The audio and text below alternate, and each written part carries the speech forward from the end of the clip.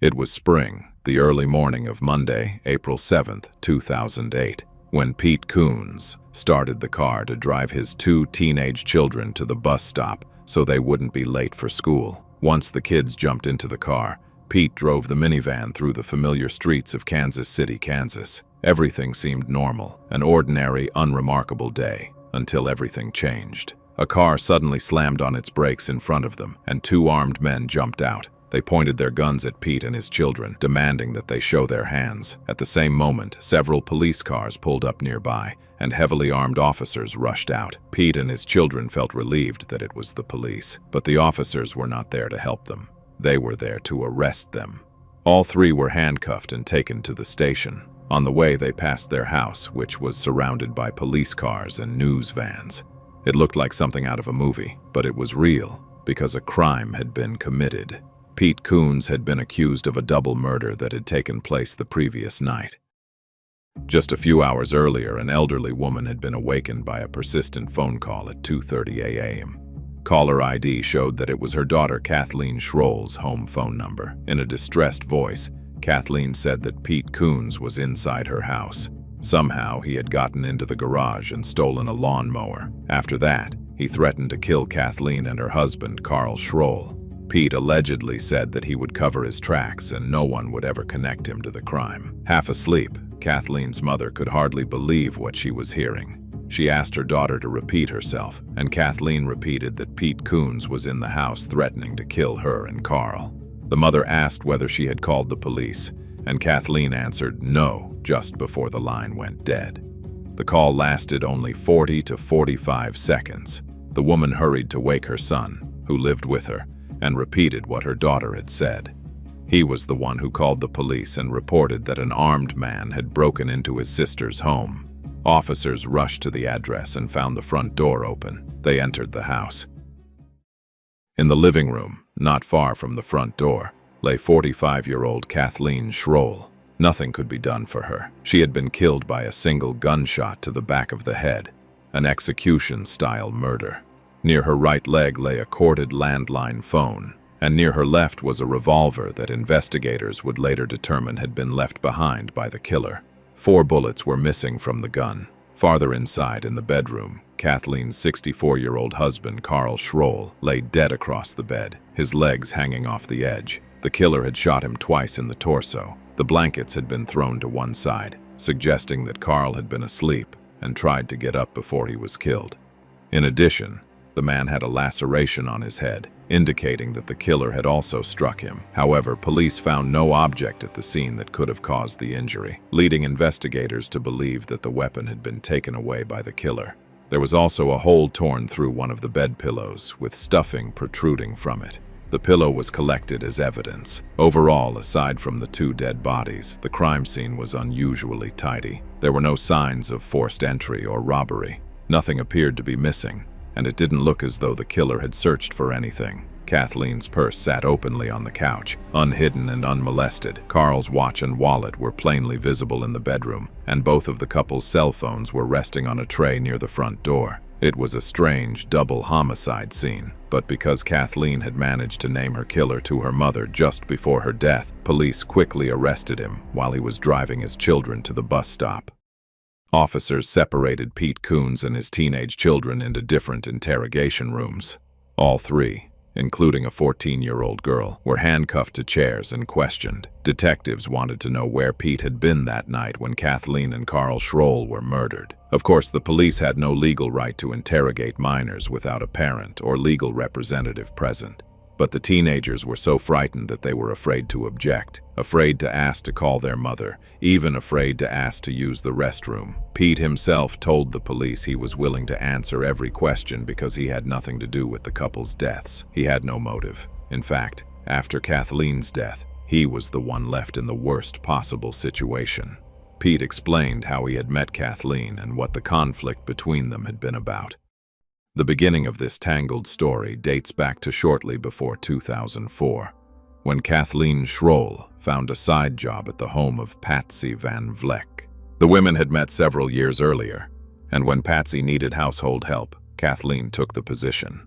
Patsy lived with her father, Olin Soons, who was in his 80s and suffering from Alzheimer's disease. Patsy herself was in poor health, and because caring for her father and maintaining the household had become difficult, she initially hired Kathleen to help around the house. Before long, Kathleen was also helping care for the elderly man. For Kathleen, it was only a side job, since she worked full-time at a credit union bank. Kathleen performed her duties so well and became so close to the family that Patsy went to a lawyer to include Kathleen in her will and grant her power of attorney.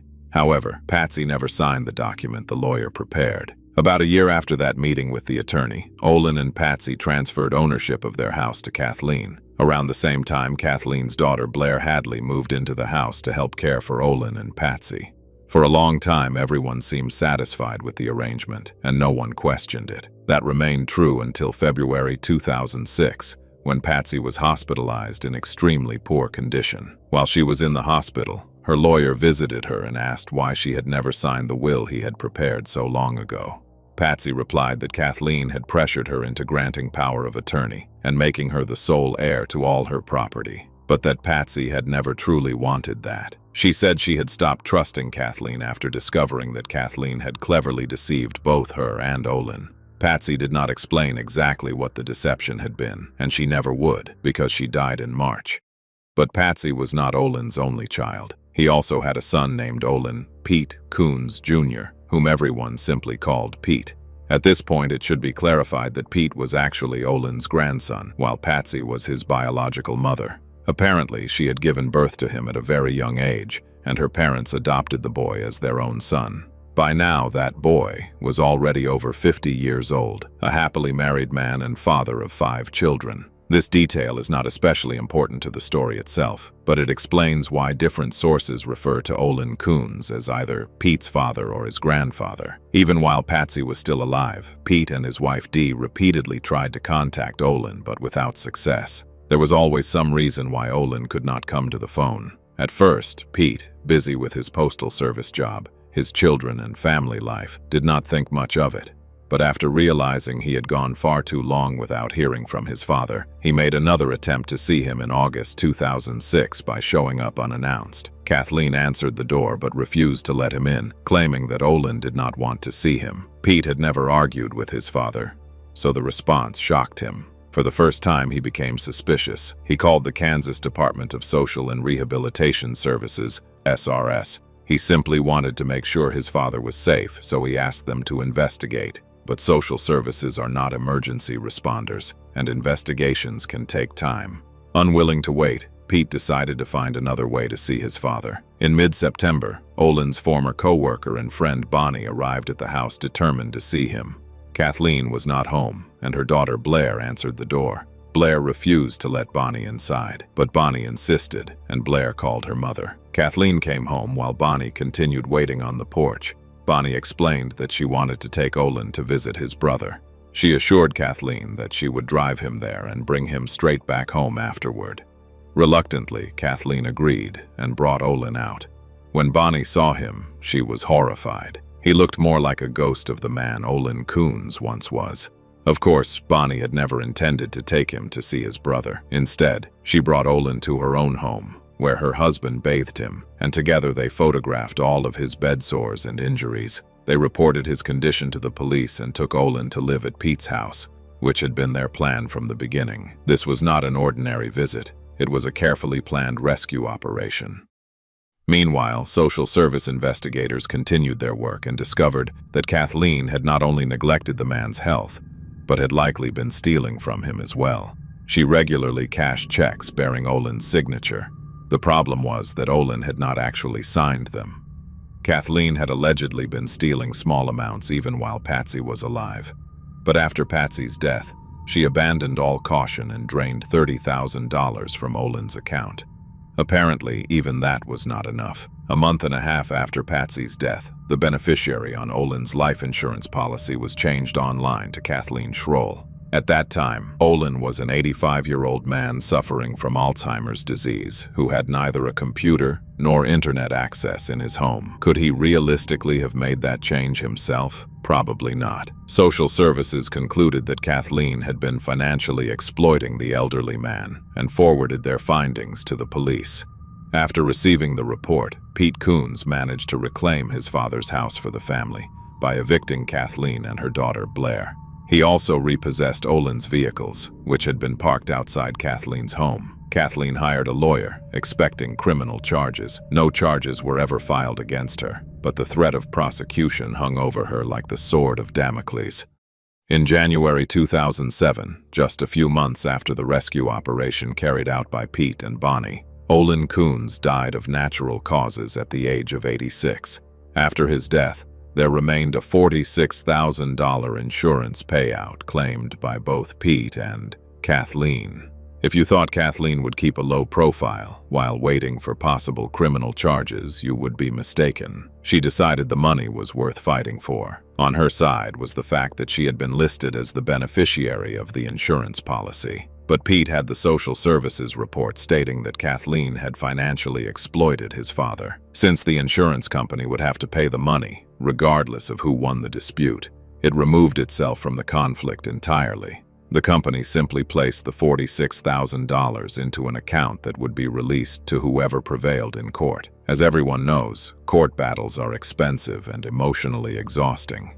So Pete contacted Kathleen and offered to settle things amicably. She would receive $11,000 while the rest would go to him. Pete warned her that if the case actually went to court, she would not receive a single cent, because he had obtained a report from a handwriting expert. According to the expert, Kathleen Schroll had forged Olin Soons' signature on more than 100 checks. Given those circumstances, Pete's offer was actually rather generous. But Kathleen did not see any generosity in Pete's actions. On the contrary, she complained to friends and co-workers that he was stalking and threatening her. She claimed that Pete regularly used illegal drugs, and that was why Olin and Patsy had left the house to her. According to Kathleen, they did not want their irresponsible son wasting everything on drugs. On April 5th, 4 days after Pete proposed the settlement, Kathleen told co-workers that she had run into him at a gas station. She claimed he became furious when he saw her and declared that she would never spend another penny of his father's money. Kathleen interpreted the statement as a threat and became frightened, and now she was dead, and indeed would never spend another cent of Olin Soons' money. Could Pete have carried out his threat? Pete denied any involvement in the deaths of Kathleen and especially her husband. As an argument, he pointed to the lack of motive. Kathleen's death would not recover the money she had allegedly stolen, and now the insurance lawsuit would be delayed indefinitely. In other words, her death actually placed him in a worse position. While Pete tried to convince investigators that he had no reason to kill Kathleen, other officers continued processing the crime scene and searching Pete's car and house. Waving a search warrant in front of his wife's face, officers told her they were going to turn the place upside down. That was not an exaggeration. When the family was finally allowed back into the house, everything was in chaos. Police had even knocked over the family's birdcage with the birds still inside. Yet despite such an extensive search, investigators failed to find any evidence linking Pete Soons to the murders. The lawnmower Kathleen claimed Pete had stolen was found neither in his vehicle nor in his home. No witnesses had seen either Pete or his vehicle in the area that night. Forensic investigators found no blood, no victim DNA, no gunshot residue on his hands, no hairs, no fibers, no fingerprints on the weapon. Absolutely nothing connecting him to the crime scene. Incidentally, regarding the murder weapon itself, the killer had used a revolver that had been stolen from Patsy Van Vleck, Pete's sister and Kathleen's former employer, 8 years earlier. Either Pete or Kathleen could theoretically have stolen the gun back then, but Kathleen's daughter Blair told police that the weapon belonged to her mother, and that Kathleen carried it in her purse after Patsy supposedly gave it to her as a gift. That was unlikely to be true, considering Patsy had officially reported the gun stolen to the police. In any case, the revolver was inside Kathleen's home, but investigators did not believe the killer had arrived unarmed. Carl, the second victim, had a head wound caused by an object that was never found at the scene. That meant the killer must have brought the object with him and taken it away afterward. Apparently, the killer either noticed the revolver inside Kathleen's open purse and grabbed it, or forcibly took it from her as when she attempted to defend herself. Either way, the killer gained access to the gun, murdered the couple, left the revolver behind at the scene, and fled. However, the weapon used to strike Carl was never recovered, and although the evidence did not point to Pete, No more than 15 minutes had passed between Kathleen's call to her mother and the police arriving at the house. So what else could have happened? Pete Soons was charged with double murder. The trial began in early 2009. Because there was no physical evidence against him, police and prosecutors focused heavily on proving that Pete had stalked and threatened Kathleen. But that proved more difficult than expected. Although many people had heard about the alleged threats, not a single witness had personally seen any confrontation between Pete and Kathleen. Everything comes solely from Kathleen's own stories, and each time, the details changed slightly. Kathleen told her mother that she had reported Pete to the police. She told her daughter that she had repeatedly called emergency services about him, yet police records contain no such reports. She told her brother that a court had forbidden Pete from approaching her. Perhaps she said these things to discourage relatives from pressuring her to seek help. But regardless, the story shifted a little depending on who she was talking to. As police dug deeper, they discovered that Kathleen generally liked embellishing her stories, especially when casting herself in an important role. For example, she once told her mother that she carried a revolver because the credit union bank had entrusted her with transporting money to the Federal Reserve System in Kansas City, Missouri. Needless to say, that was not true. Still, the fact that she exaggerated stories did not necessarily mean they were complete fabrications. However, there was one alleged incident involving Pete that should have had witnesses: the confrontation at the gas station. On the Saturday before the murders, Kathleen supposedly stopped at a Quick Trip and encountered Pete, who was walking inside as she was leaving. She told coworkers it happened before work, but she told her daughter Blair it happened after work at 1 in the afternoon, when she had stopped to buy cigarettes and a lottery ticket. Regardless of the timing, the central claim remained the same: Pete had threatened her. According to Kathleen, he told her she would never spend another penny of his father's money, followed by a profanity-laced outburst. Fortunately for investigators, the gas station had extensive surveillance cameras. Detectives eagerly anticipated finding the one devastating video that would support their case. They reviewed footage from the entire day and found nothing. No Pete, no Kathleen. Neither of them had visited the Quick Trip that day, let alone encountered each other there and argued. The prosecution had placed enormous hopes on that footage, but it led nowhere. Pete had somehow managed to avoid every potential trap. Even the late-night phone call Kathleen made to her mother was peculiar. The elderly woman heard nothing on the other end except her daughter's voice. No footsteps from Pete walking through the house, no shouting, no struggle, and certainly no gunshots being fired at Carl. The prosecution's case was openly weak. Probably realizing this, prosecutor Ed Brancard offered Pete a plea deal. If he pleaded guilty, he would serve only 5 years. But Pete refused. He could not accept living forever branded as a murderer, nor could he bear the thought of his children and grandchildren carrying that burden.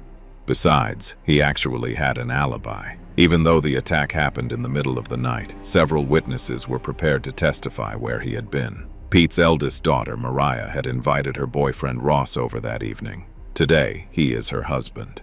Ross and Mariah stayed up late watching television in the living room. So when Pete came out of his room around 2 in the morning to go to the bathroom, they saw him. More than that, they exchanged a few words. Pete told them not to stay up too late before returning to his room. Around 3 in the morning, Ross went to sleep in a room next to the one where Pete had been working on his computer throughout the night. Ross heard him coughing and typing on the keyboard. Pete's wife Dee also heard him coughing, walking to the bathroom and continuing to work at the computer.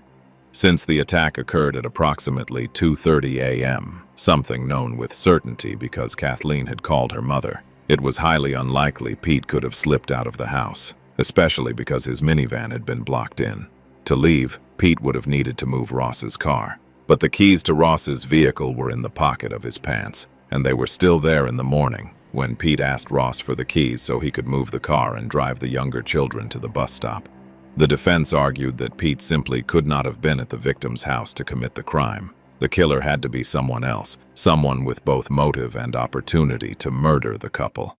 The case was left in the hands of the jury, who delivered one of the most astonishing verdicts imaginable. They completely acquitted Pete of Carl's murder, yet convicted him of the first-degree murder of Kathleen.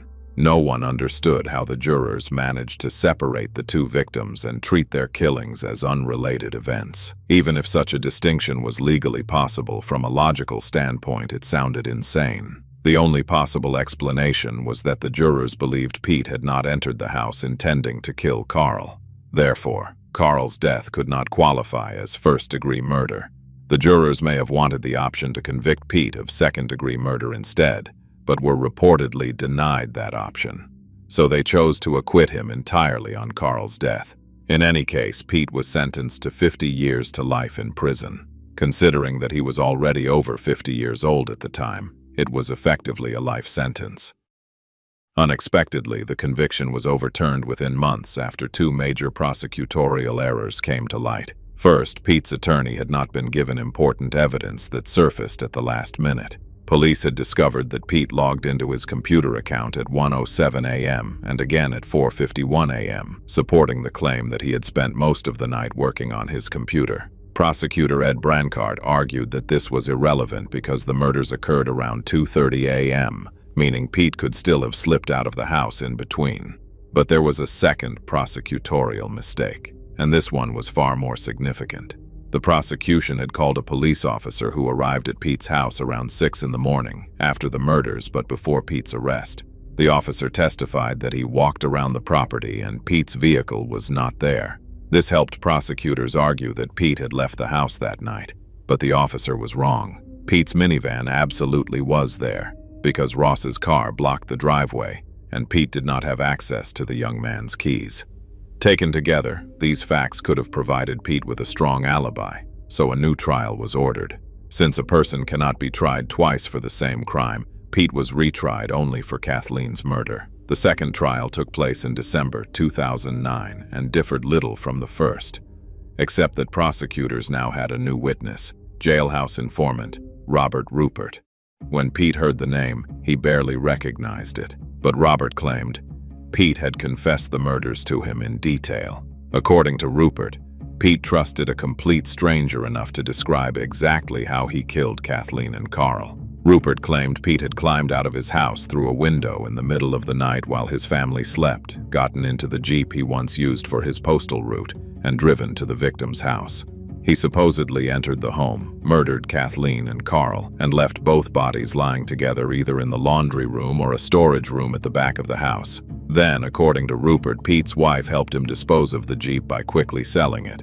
Well, there were a few problems with this story. To begin with, Pete was significantly overweight at the time, nearly 130 kilograms, or around 285 pounds. He suffered from heart problems and arrhythmia, and became short of breath simply walking across a room. By his own admission, if his house had caught fire, he probably would not have been able to climb out through a window to escape. Second, Pete had indeed once worked as a mail carrier and driven a Jeep for his route. But because of his declining health, he had been forced to retire early since the job had become physically impossible for him. He had sold the Jeep a full year before the murders and no longer had any access to it. Finally, the victims were not found in the same room, nor in the positions Rupert described. Aside from the victims' names, virtually nothing in the informant's story matched the physical evidence. Yet the jury was expected to believe that Pete truthfully confessed to the murders while somehow lying about nearly every detail of how he committed them. How desperate was the prosecution to put this man on the witness stand?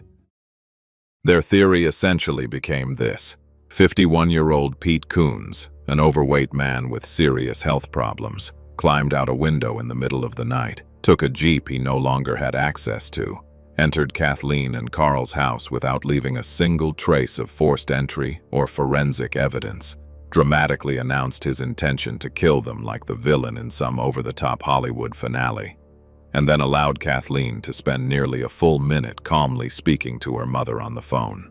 Then, according to this theory, he snatched the phone away so quickly that Kathleen's mother never even heard him approach before the call disconnected.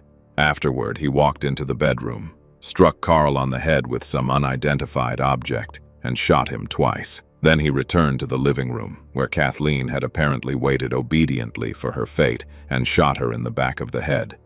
He discarded the revolver at the scene, and left without getting so much as a drop of blood on his clothes.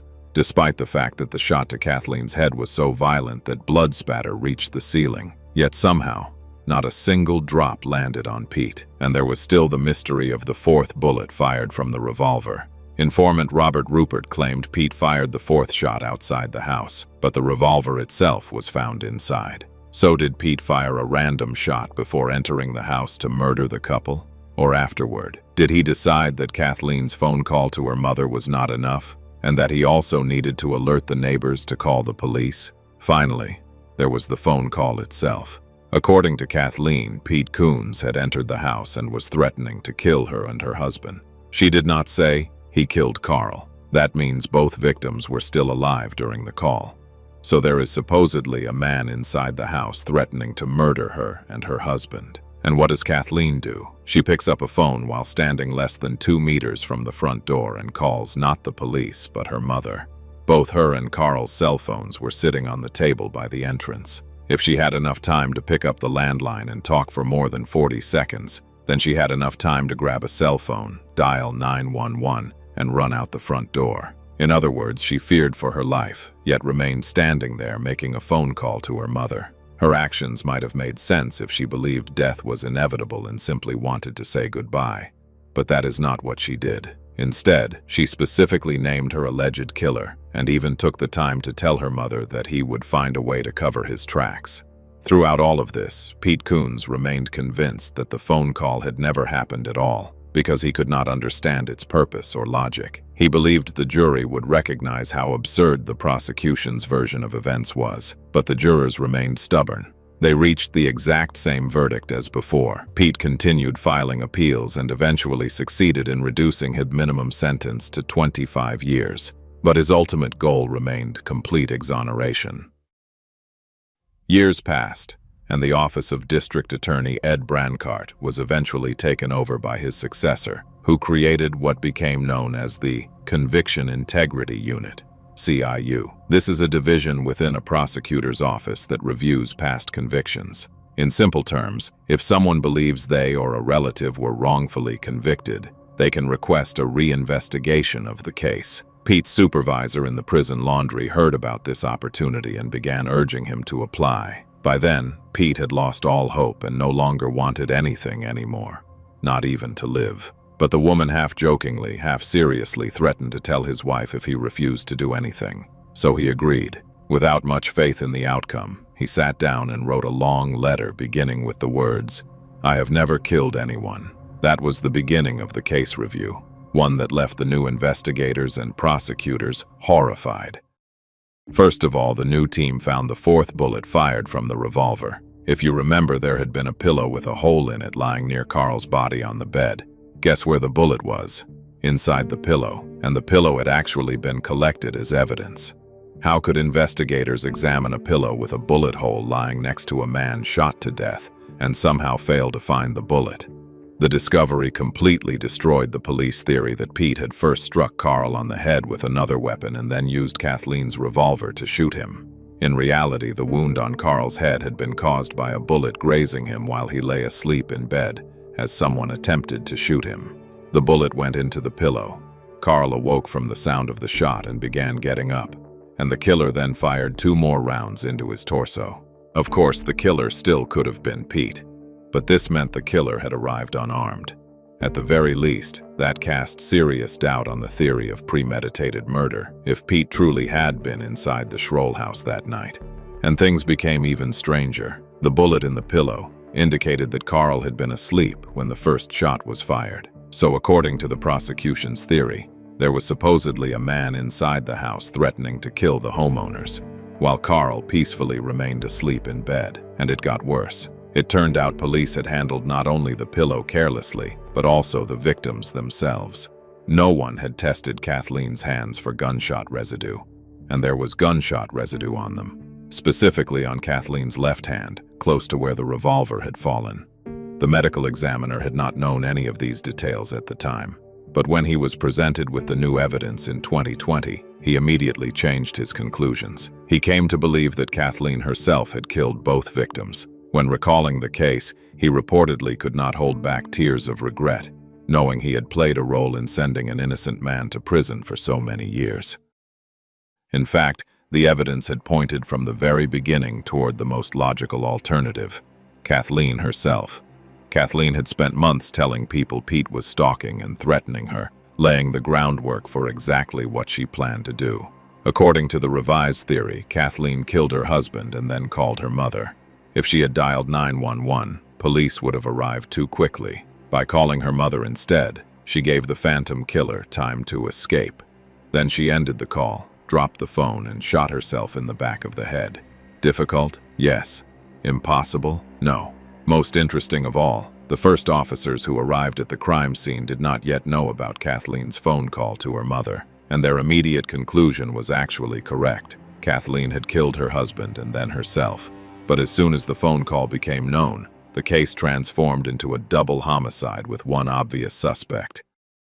At trial, Pete's attorney had tried to point to the only plausible alternative suspect, Kathleen herself, arguing that she had shot her husband and then herself. But prosecutor Ed Brancard flatly lied in response, claiming Kathleen had no reason to do such a thing. In reality, Kathleen was drowning in debt and facing prison.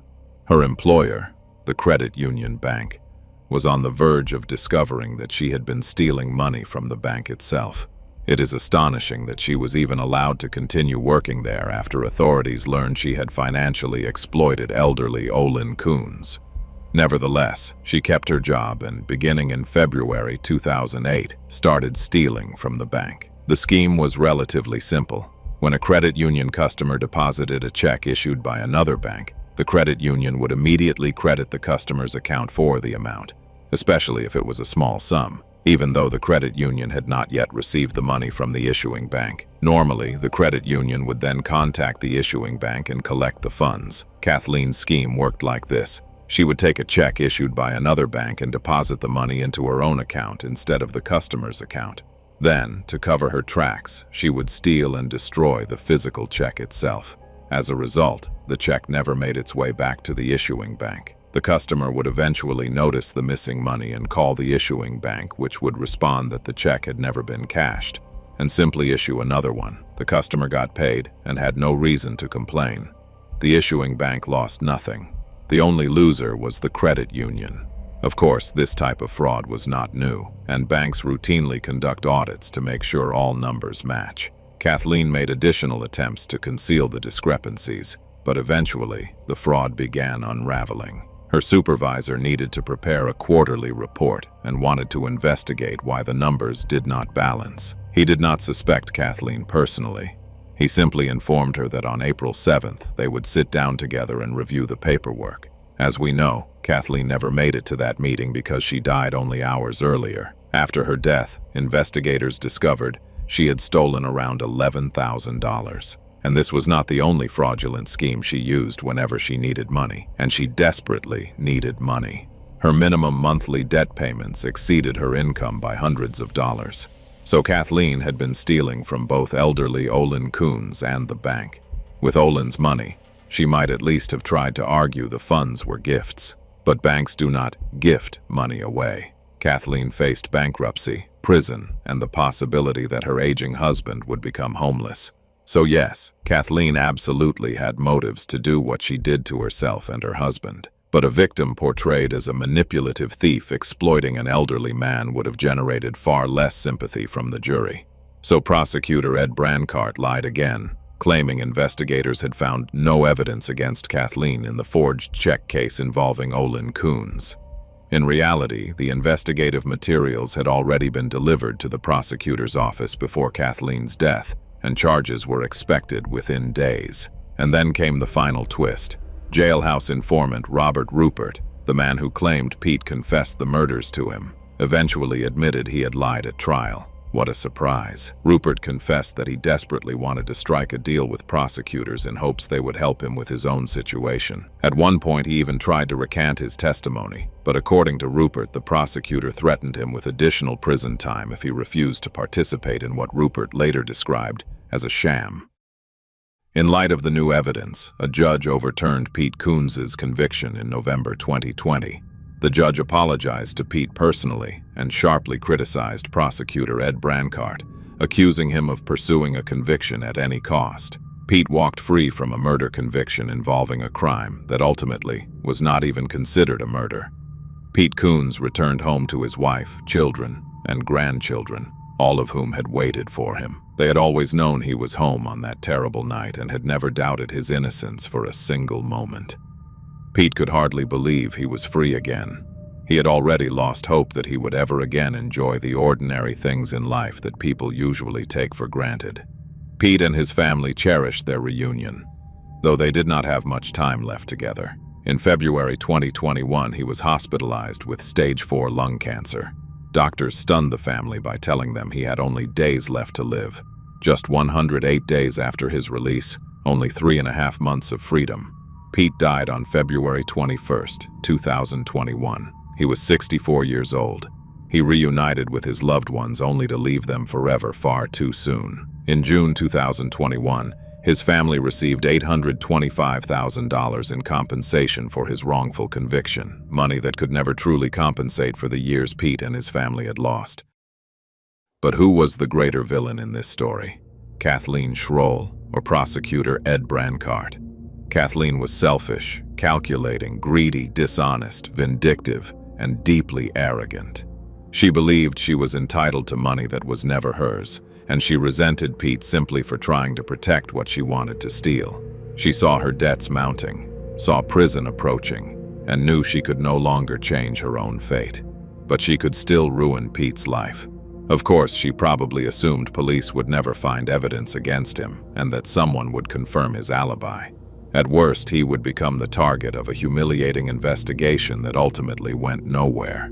She was intelligent enough to understand that the most she could realistically hope for was a petty act of revenge, one final malicious gesture to show how much she hated him. Kathleen was certainly a piece of work, but she never could have imagined that the police and the prosecutor would become her accomplices in framing an innocent man. She could only dream of such powerful allies. This became one of the worst examples of injustice imaginable. The police made virtually every mistake possible. The case should never have reached a courtroom at all. Usually, prosecutors and investigators at least have some reason to believe they are right, but in this case, they had nothing. When police and prosecutors failed to find a single piece of evidence against Pete, they should have stopped and asked themselves why. Perhaps the very first officers at the crime scene had reached the correct conclusion from the beginning. The killer, who was also one of the victims, was lying right there in front of them. Not only did they steal 12 years of an innocent man's life, they placed him into a prison system that neglected his health and contributed to his early death. Ed Brancard was accused of misleading the jury and even knowingly using false testimony. But prosecutors are among the most legally protected people in the justice system. Holding a former district attorney personally accountable is extraordinarily difficult. He was never fired, never disbarred, never convicted of anything. In hopes of preventing similar injustices, Pete's family now supports new legislation concerning jailhouse informants. Under the proposed law, prosecutors would be required to verify and prove the reliability of such witnesses before allowing them to testify in court. It is the least Pete Soons' family can do in memory of a husband, father, and grandfather.